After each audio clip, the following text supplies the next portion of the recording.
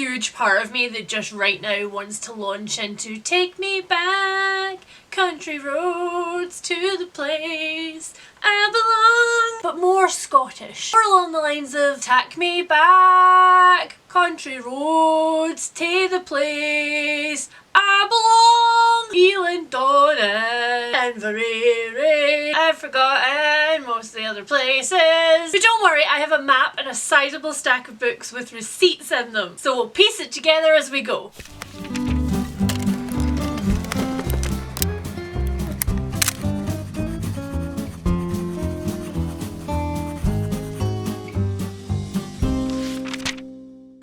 It's Leanne and welcome back to another video. Not only is today's video a book haul, which is one of my favourite ever videos to film, because not only do I get to show you all of the brand new shinies that I have purchased for myself, but I get to clean them off of my book cart and actually put them on my shelves, some of which after my massive unhaul earlier this year actually have gaps in them, which is actually how I'm able to have the shiny pretty lamp on my thriller shelves these days.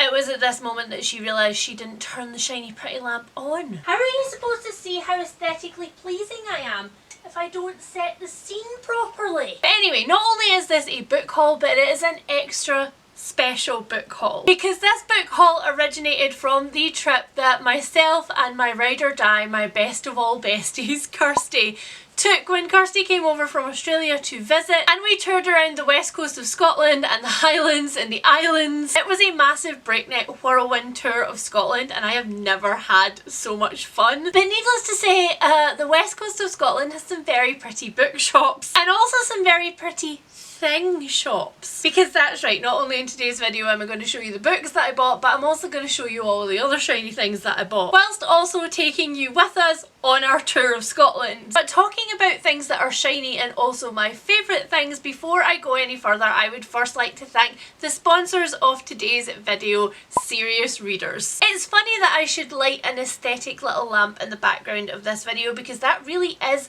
what I have come to think of every lamp in my house as that is not a Serious Readers lamp at this point. Because the light from the lamps that currently exist in my house, the light from my ring light, the light from my overhead lights, and yes, you guessed it, the overhead light in this room is still a bare bulb because of who I am as a person. All of those lights together look like they're helping your eyeballs, but they're actually not. That is because Serious Readers use daylight wavelength technology in the creation of their light. Daylight wavelength technology as closely replicates the spectrum of real daylight as is technically possible, and there is literally nothing else on the market that uses this technology, because it is Serious Readers' mission and their passion not just to sell you beautiful lights, because I mean look at her, she's sleek, she's perfect, she's cordless, she can go all over my house, but also to preserve the health of your eyesight for as long as physically possible. Straining in dull but maybe aesthetically pleasing lamplight will over time affect your eyesight, and as somebody who's already incredibly nearsighted and has a very high prescription in their lenses, it's very, very important to me that I look after my eyes and that I make sure that when I'm reading for 24-hour readathons or out of 1,000 page fantasy books with tiny, tiny, tiny fonts, that I am giving myself the best chance possible to avoid eye strain and migraines. And the best thing is that when you buy a Serious light, not only are you investing in your eyesight, but you're also investing in a 5-year warranty. And I don't know about you, but that makes me feel so much more comfortable when I'm investing in higher end equipment, knowing that if anything does go wrong, then I'm not on my own. So if you would like to start your journey with your Serious light from Serious Readers today, then use my code SR443 to get £100 off of a Serious light from their Serious Lights range and free delivery, which sounds kind of perfect, being as now that the clocks have gone back, we know which season is on the horizon. Alrighty then, let's get started on our little bookish Scottish journey. So first up on our journey was the little fishing town of Mallaig. I was there earlier in the year with some friends and could not resist taking Kirsti back there. Little did we know, however, that we had arrived in absolute monsoon season. For the entire time that we were away, there were instances of what we call in Scotland sideways rain, when you are literally being skipped along on the wind with rain pushing you at your back. We used Mallaig as kind of a jumping off point for all of the little towns that are around there, and one of the places that we went was Fort William. Or more specifically, we went to Old Inverlochy Castle in Fort William, which we were absolutely devastated to discover was covered in scaffolding because, surprise of surprises, things were falling off it. Kirsty was not terribly disappointed, however, because outside of the castle she managed to find some conker trees and she came away with 2 conkers that reminded her of her childhood. You have found treasure. I have found treasure. That they do not have in Australia.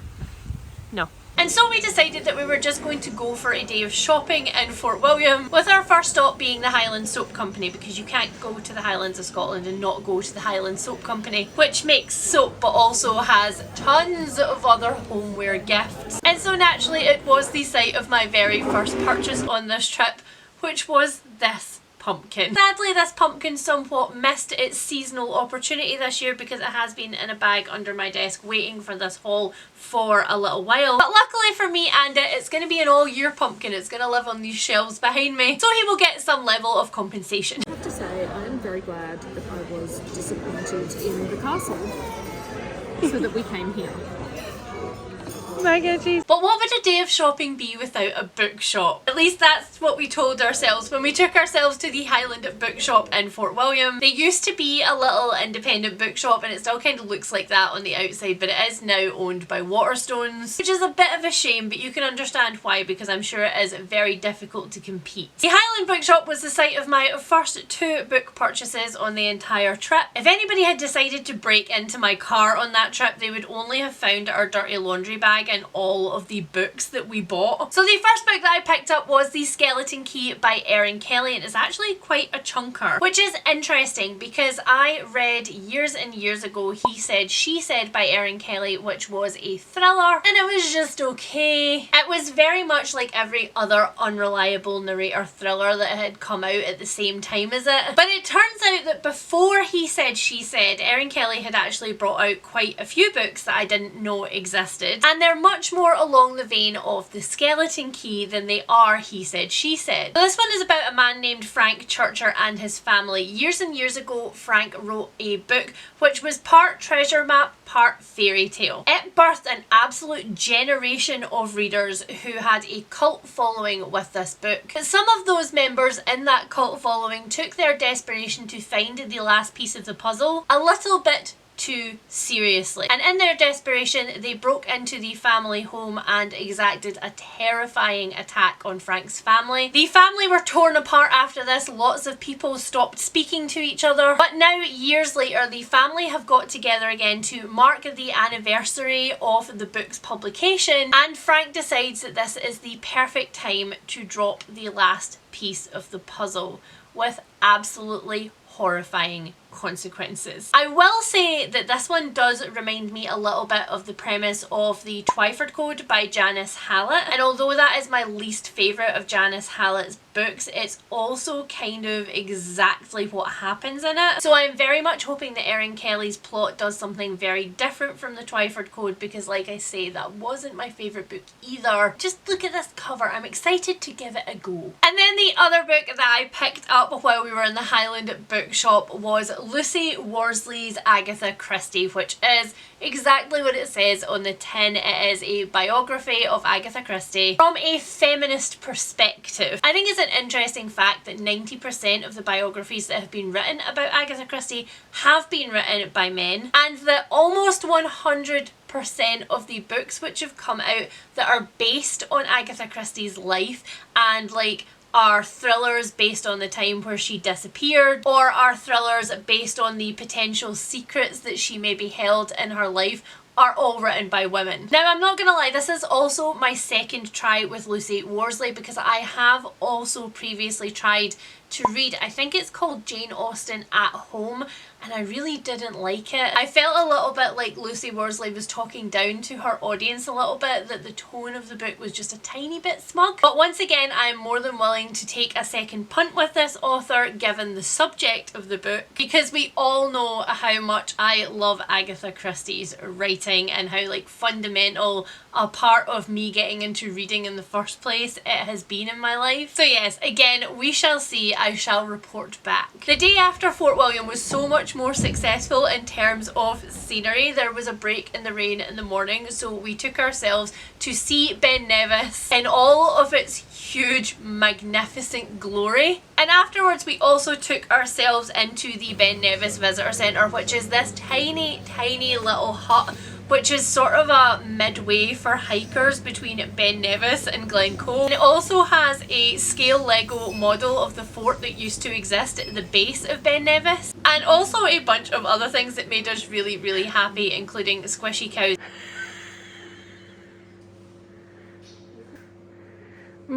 A massive, massive chunk of smoky quartz and a huge bit of tree. But on the way back from Ben Nevis, I remembered that the Crystal Museum existed, and we went in there, our appetite having been whetted by the massive chunk of smoky quartz. This Crystal Museum is now open to the public after it being a private family collection for years and years and years. There are some incredible finds in there. Alright, so behold the volcano. What did you just say to me? God damn it, Frodo.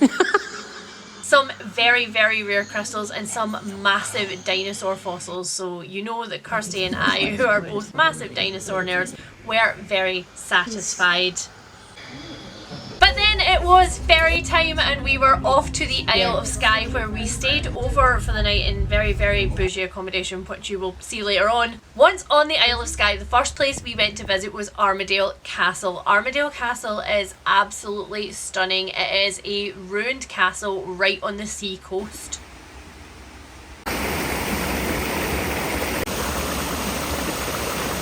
And Kirsti was so right. It was giving Thornfield, it was giving dark, gothic, imposing, it was giving the burned wing. He is a Kirsti.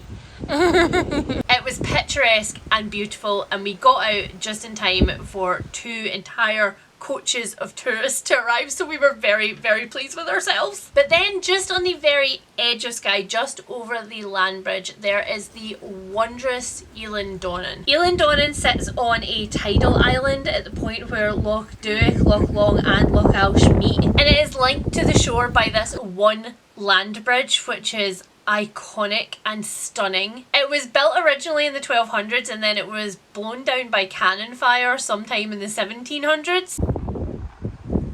Wild Kirsti lurks. But then somewhere in like 1912, the McRae family built the land and the castle and they rebuilt it and opened it to the public. We had the best time, and upon leaving we hit the gift shop, which was where I picked up the next 2 tiny beautiful things in my purchases. So the 2 things that I picked up in the gift shop at Eilean Donan were both Glenshee pottery bothies. Bothies are really kind of the spirit of old Scotland. They were left in remote places like Ben Nevis and the bases of mountains and things, and they were specifically used for travellers to be able to go in and get some shelter from the elements, to build a fire, to sleep there. And the Glenshee Pottery Company makes little ceramic bothies, and I picked 2 of them up while I was there. Now I have an actual collection of bothies. They're not all from the Glenshee Pottery Company, but I think they were the original people to create these. They are dotted all over my house in different places, but I don't actually have any in my library, so these 2 are going to be library bothies. So here is the first one, and it is kind of unique when it comes to these bothies because it's actually a pebble dashed bothy with a tiled roof. The bothies are usually smooth on the side, so this was a really fun find for me, and of course it's in my colours. And while I've got you close up, I'll just show you the other one that I got. This is very unique for their bothies. I have never seen one not only with a slopey roof but also one with all different colours of windows and doors all the way around. They're super cute and I am obsessed. Between bothies and tiny crystal carved cottages, my entire house is just turning into a place where fairies can come and nest free of charge. Do we come back here later with our Kindles? Hell yes.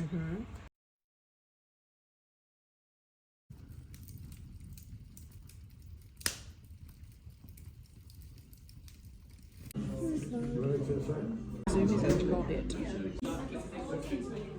Now, after our extremely bougie stay on the Isle of Skye, we drove down to Oban where we spent 2 days exploring, but as well as wander around the harbour at night and see all of the twinkly lights and visit some cafes, the other thing that we did when we got to Oban was we visited Waterstones, and my lord, we did some damage. But interestingly enough, out of the entire carrier bag of books that we left with, I only left with 2. Oban Waterstones was very much the curse of Kirsti's carry-on luggage. Like, that girl's suitcase was made up mostly of books on the way home. But the first of the 2 books that I picked up in the Oban Waterstones was a book that I had never seen before. It was completely a cover spot, and that book is Ink and Sigil by Kevin Hearn. So this book is the first in the Ink and Sigil series, which I think there's now 2 or 3 books of available. You might have heard of Kevin Hearn if you have read any urban fantasy in your life, because he also wrote the Iron Druid Chronicles, a series which never really appealed to me. When I put 2 and 2 together and realised that this was the same Kevin Hearn, I was even more intrigued. But then I discovered that this is set in Scotland. This is about Al McBaharis, who is a master of magic, and he's also a protagonist who isn't in his 20s or early 30s. Another thing that you just don't see in the urban fantasy genre very often. Al McBaharis is known for 2 things. 1, his exquisite white moustache, and 2, his ability to craft spells made out of enchanted ink. He uses his talents to help protect our world from other things breaking through, like the dark fae. The only problem is Al McBaharis is having a little bit of an issue with keeping apprentices alive. And when his most recent apprentice turns up dead in some very strange circumstances, he is prompted to head out on an investigation that will take him into hobgoblin Scottish culture. And if that wasn't enough to convince me to buy this, the first page of this book is... The title of chapter 1 is Scones Should Come With a Warning. And if you're going to say the word scones correctly in Scots, you are saying scones. And the first sentence, which is written in Scots, says, "Deed apprentices tend to varnish a man's reputation after a while. I'm beginning to wonder when mine will be beyond repair." I am so excited to dig into this. So excited that I don't even care that it will be adding yet another series to my series tracker if I like it. And then the second book that I picked up is a little bit of a weird book for me to pick up. It is a historical literary fiction spanning a huge block of time, and apart from the fact that I do like me a complicated family drama, nothing that I have just said suggests my reading taste. But I promised Kirsty on this trip that I would take some of her recommendations, and as soon as she saw this book, she just picked it up and put it in my hand and said, "Trust me, read it." There are very few books that Kirsty has recommended to me over the years that I haven't ravenously enjoyed, and so that is why I am now holding up for you Pachinko by Min-Jin Lee. Pachinko starts in Korea in 1911. Sunja, like many other teenage girls in her town, doesn't have a very broad view of the world, and so when she falls in love with a young yakuza and he promises her the absolute world, she completely believes him. But then she gets pregnant and she discovers that he is married and he abandons her. Pregnant and facing ruin, knowing that she will be shunned from her family and her village and that nobody that she knows will ever speak to her again, she does the only thing that she can think of. She accepts a proposal from a travelling minister who is on his way to Japan. But that one choice from Sunja then changes the prospects of her family for generations upon generations upon generations, and according to Kirsty, we just keep coming back to this choice. But for whatever reason, when I looked this one up on Goodreads, there are so many of my friends who have read this, so I am going to give it a go. So while in Oban, we did a bunch of different things, but one of the places that we went to visit was Dunstafnage Castle. Dunstafnage is one of the oldest castles in Scotland. It was built in like 1220 or something insane like that. And it was a stronghold for a clan called the MacDougals, which are a huge Scottish clan. And because of the records that were found in this castle, we know that there was a tangible trade link with Norway in the 1200s. And outside of it, they have the ruins of a chapel and priory on the grounds, so for any fantasy fan, this is definitely a place to hit up. I read a book a while ago.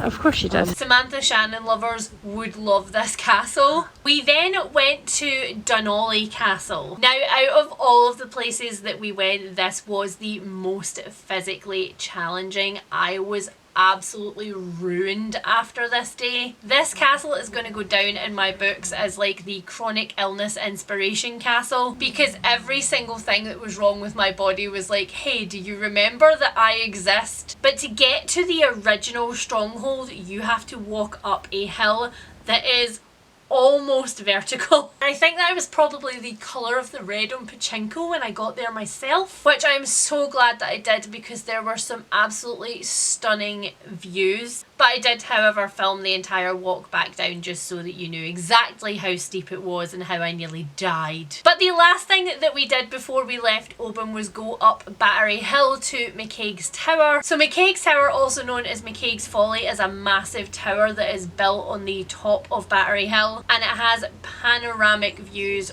all around the waterfront of Oban. It was a stunningly beautiful day when we went there. I was so pleased. The blue of the water when you're standing up there was so intense. He really is.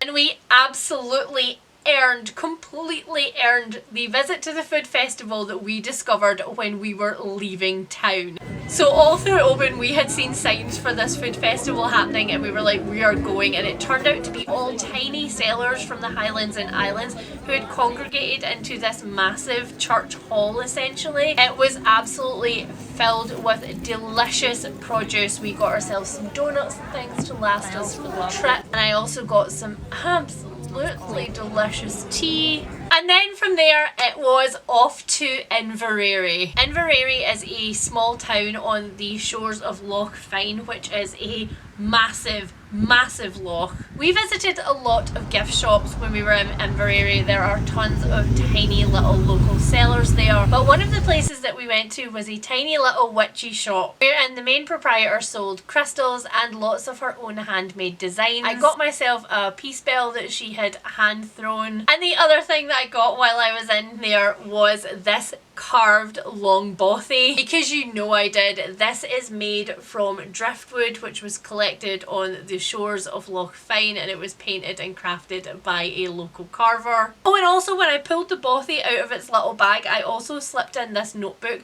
which I got way back when we were in Glencoe and at Ben Nevis, and I have to show it to you because it has a Scottish pun. It says kilt.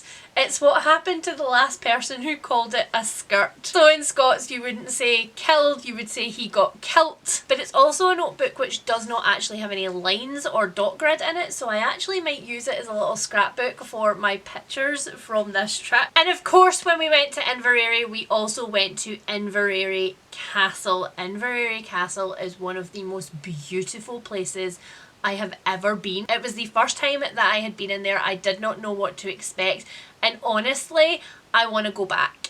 Like, even for a day trip, I want to go back. It is so pretty. And of course I did make some purchases while I was there. So first I got this card from Peter McDermott. Peter McDermott is a pretty prolific Scottish artist. I'm not sure whether he sells independently or he's actually employed by the National Trust, but he does a lot of pictures in this style of Scottish castles, and you can pretty much find them all around in all of the gift shops.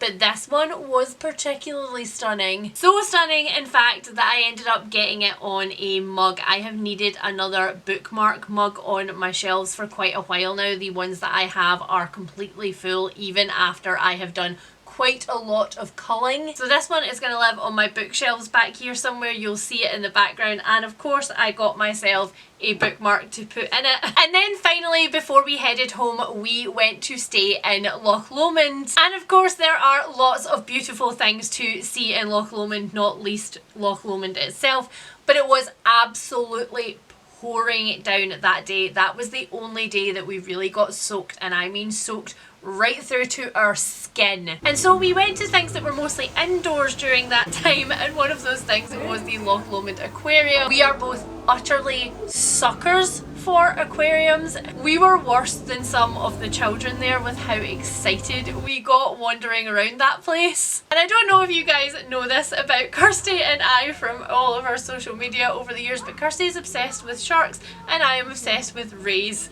And this place had both of those things, and we both came out of the gift shop with things themed to our interests. You guys probably already know that I am a plushie fan from my channel. You have seen them in the backgrounds of everything. There's bird plushies on the top of my bookcases, and so I could not leave without these two. Primarily because this one looks so sad, and this one looks so freaking judgy. Like, just why are you? Why are you? But then it was time to come back to Edinburgh, and coming back to Edinburgh meant that Kirsti and I got to do a lot of things. And some of those things involved bookshops. And those bookshops produced the end of this book haul. So I cannot honestly tell you now which of these bookshops produced which of these books. We went to Lighthouse Books, which is an LGBTQIA+ bookshop in Edinburgh, and we got to see their bookshop dog there, who loves a scratch and also loves to say hello quite loudly. We went to Toppings & Co, you name it, we went there, including to the massive Waterstones on Princess Street. And while I'm sure that Kirsti has a catalogue knowledge of where each of these books came from,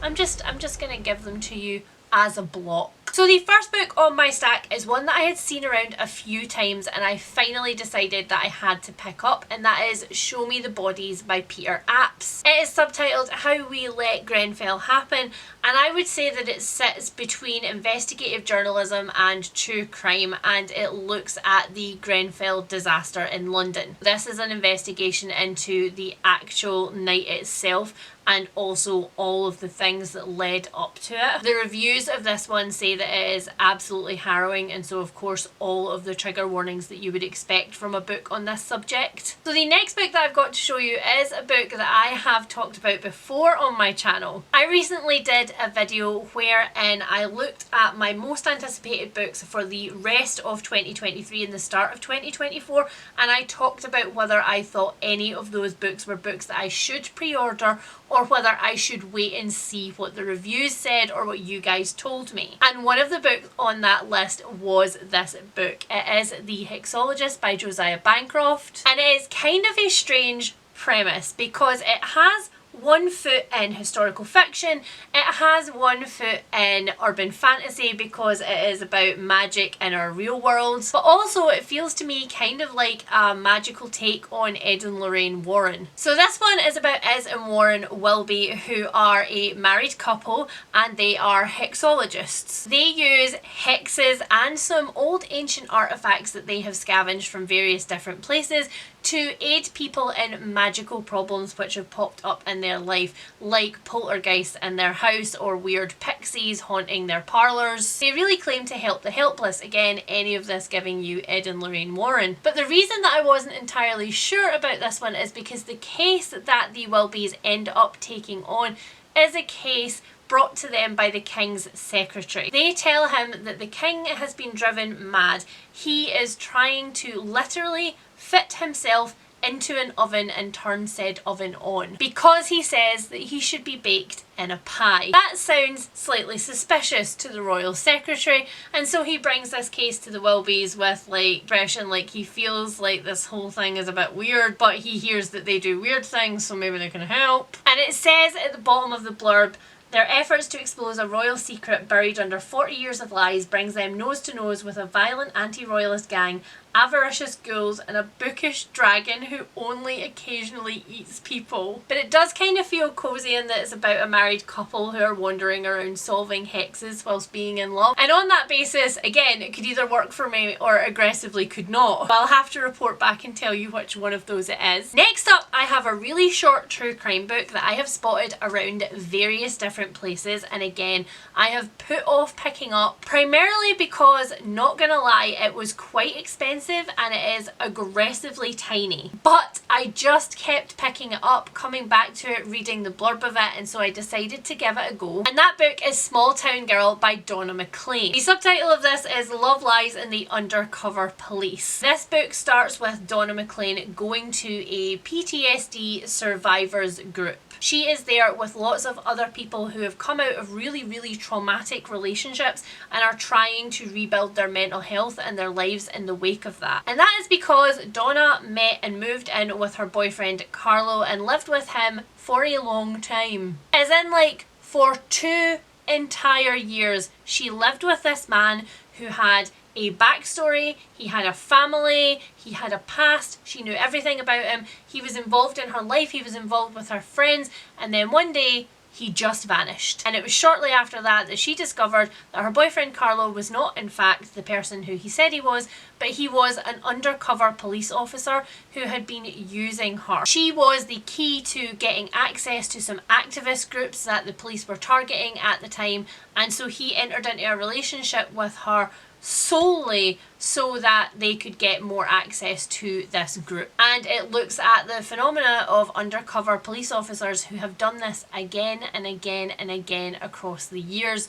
with nobody really telling them that it was a problem, because who do you tell? They are the police. Next up is a book that caused somewhat of a sensation when we picked it up. This one I know we got from Waterstones because Kirsti and I both walked over to a table and we were talking about other things while we were scanning this table, and we both at the same time spotted the cover of this book and went, oh. And then I picked up this book and we read the tagline and we went, oh. And then I turned over this book and we read the start of the synopsis and we both went, ooh! All of these noises in complete tandem, and these 6 other people who were standing in this section were absolutely dying. They were killing themselves laughing, and I could not walk away without taking this book with me. And the little tagline on the front that we were oohing and eyeing over says, bound by a deadly curse, they must face their demons. So this one is about the women of the Montrose family. For generations and generations, they have been using their magics in secret. Their magic consists of voodoo and hoodoo magic that they have been doing in the French Quarter of New Orleans for generations. But the entire family have been living under a curse, and that is that they will kill anybody who they fall for. But then Nikki Montrose, the youngest member of the Montrose family at 17, brings her first boy home, and the women of the family are forced to tell Nikki about this curse, and in doing so are forced to examine their own lives and the mistakes that they have made. It then says on the end of the blurb, as new truths emerge, the Montrose women are set on a collision course that echoes back through history. Now I will admit that the premise of this does sound a little bit aggressively YA, but from what I read in the shop and also from the reviews that I quickly looked up online, it does seem that the mystery in this one really does affect all of the different women in the family, and it's not only Nikki and her like new boyfriend that we are following. So I am willing, from this cover alone, to give it a go. And then the very last book, I do know where I got it in Blackwell's because I saw it as soon as I walked in the door. I picked it up and there it was. It was in my hand and I was stuck with it.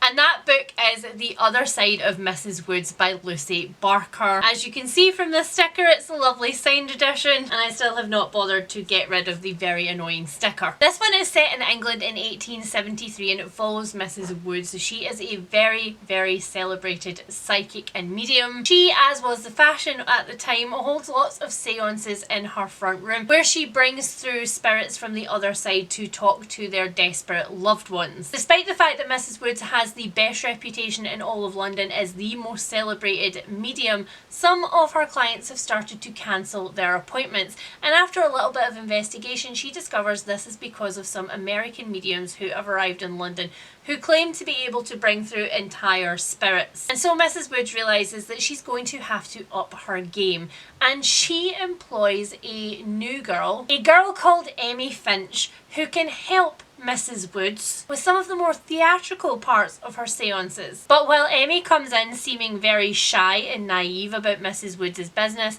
Mrs. Woods soon works out that there is much more to Emmy and her intentions than meets the eye. Kirsti also picked this one up, has already read it and says that she completely loves it, so I am very looking forward to this one too. And so that is it, guys. That is the end of my little bookish tour around the west coast of Scotland. I love doing book hauls where I get to take you to the places where I buy the book, and again this one has been particularly special for me. Getting to see Kirsti after so long was an absolute dream come true. And a part of me is still in the place that I was when I dropped her off at the airport and sobbed all of the way home. Which was not helped by the fact that Spotify randomly shuffle played for me Because I Knew You, as in the song from Wicked, as I was driving home and could not change it. I think my face is still not recovered from the amount of salt that poured down it on the way home. So if you've got this far through the video, then please leave me the castle emoji down in the comments below, because of course that ended up being the accidental theme of this book haul slash vlog. And as always, if you have read any of the books that I've picked up here today,